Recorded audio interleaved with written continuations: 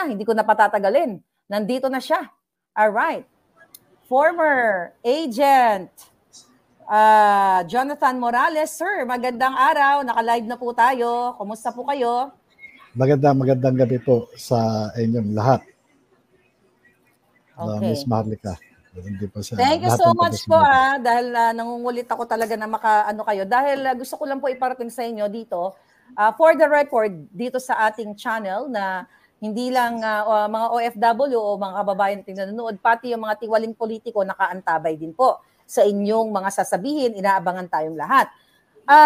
Kumusta na po kayo after, I think may mga interviews kayo, although hindi ko pa napanood lahat yon, pero gusto ko malaman na pinag-usapan na naman kayo ng buong mundo dahil ang presidente mismo ay sumakay dito sa kasinungalingan, okay? Kasinungalingan nila, for sure, na tinawag daw po kayo na, tinawag niya kayo na pang jukebox na kung sino lang ang maghulog ng coin ay kakanta kayo.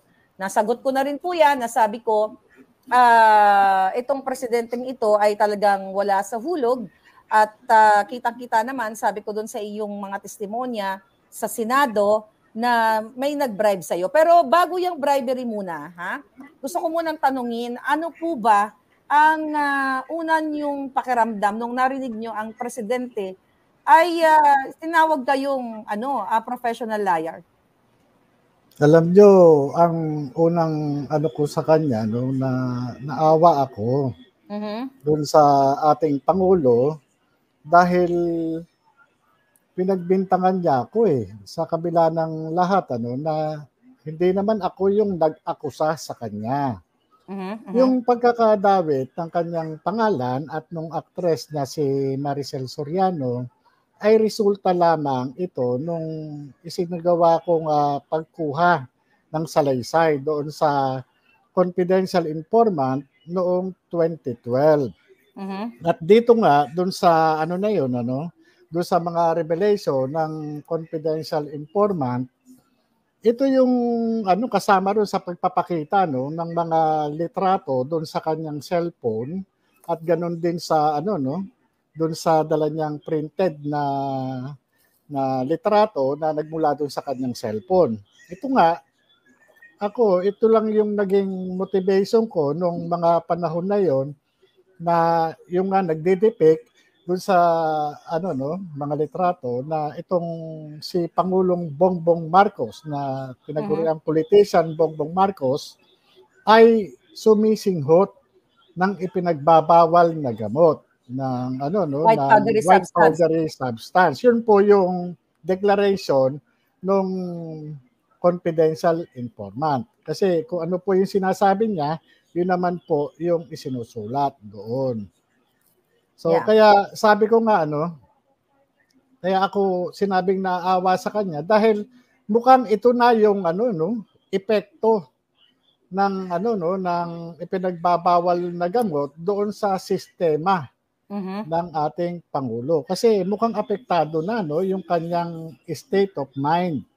Dahil nga siyempre illegal na droga. At yun naman yung nakita ko at yung pinatutuhanan naman ng confidential informant, sabi ko nga, dapat lamang siguro na sundin na niya yung panawagan ng ating mamamayan na siya ay mag-hair follicle drug test para patunayan niya sa taong bayan na yung resulta ng investigasyon na isinagawa ko ay walang katotohanan. Sir, kasi ang parang the fact na defensive itong si Marcos Jr., kasi ang dating sa akin, na sinabi niya na para kayong jukebox, yung way niya na pagsagot doon, na parang ang dating sa kanya ay ikaw ang nagsabi na siya ay sumisingot ng white powdery substance. Tama po ba? Yun yung dating na, tama ba? Parang yun yung dating sa kanya, so dinidefend niya yung sarili niya na hindi daw totoo. Hindi po. Siguro naman siya ay pinagpapaliwanagan ng kanyang may bahay na isang abogada At Yes. siguro naman, sinasabi niya, ito yung sinasabi nung kinunan pala niya ng statement, yung confidential informant. Hindi yung investigador ang nagsasabi o nag-aakusa sa'yo, kundi sinasabi lamang ng investigador yung mga revelation ng confidential informant. Yun po yun eh. Ganun lang po yun. Yeah. So malinaw talaga na hindi mo siya inaakusahan. Sabi Hindi ko po. nga paulit-ulit, ikaw ay consistent na sinabi mo na nadamay ka lang dito dahil inilabas ko nga itong mga dokumento, yung pre-op at saka authority to op. So, nanindigan ka na hindi mo siya sinasabi na ikaw ang nakakita na siya ay sumisinghot ng white powdery substance kasama si Maricel Soriano. Ay, di po. Ako na-interview ko lang yung confidential informant na meron namang katibayan na ipinakikita. Although, ito pong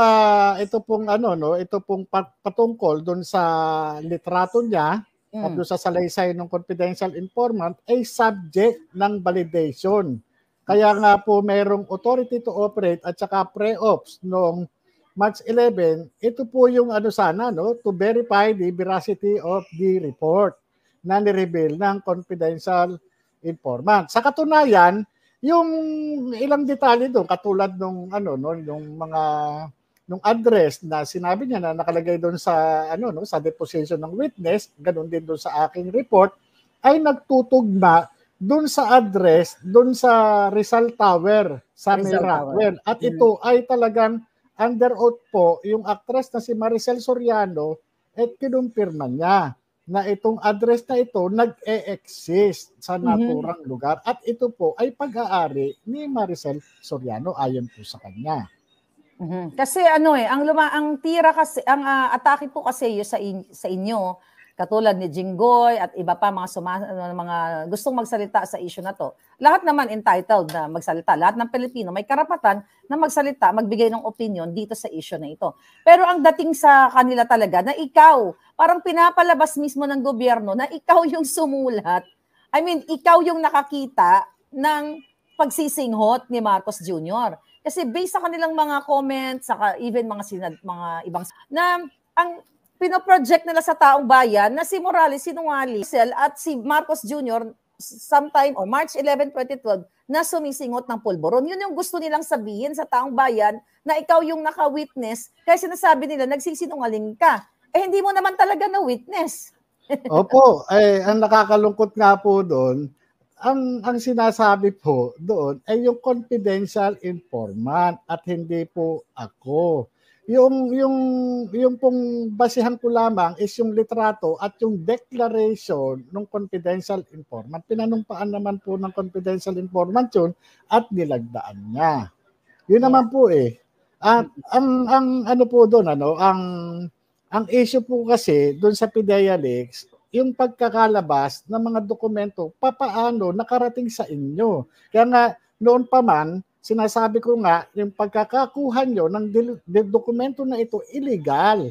Ibig sabihin, maaari kayong makasuhan dahil nga illegal ninyong na-acquire yung dokumento, illegal na napunta sa inyo. Ngayon, ang isa pa doon sa mga dapat nilang investigahin, ano itong nilalaman ng dokumento. Kasi, ang nakaano po rito yung pambansang seguridad. Dahil na-involve na yun dito, yung dating politiko na isang senador na ngayon ay Pangulo ng Republika ng Pilipinas. Kaya nga ito ay napakadelikado, lalo na kung hindi natin ma-address ito at hindi natin matutuldukan sa pagpapatunay na ang ating Pangulo ay wala ng impluensya sa katawan ng anumang illegal na droga. Yun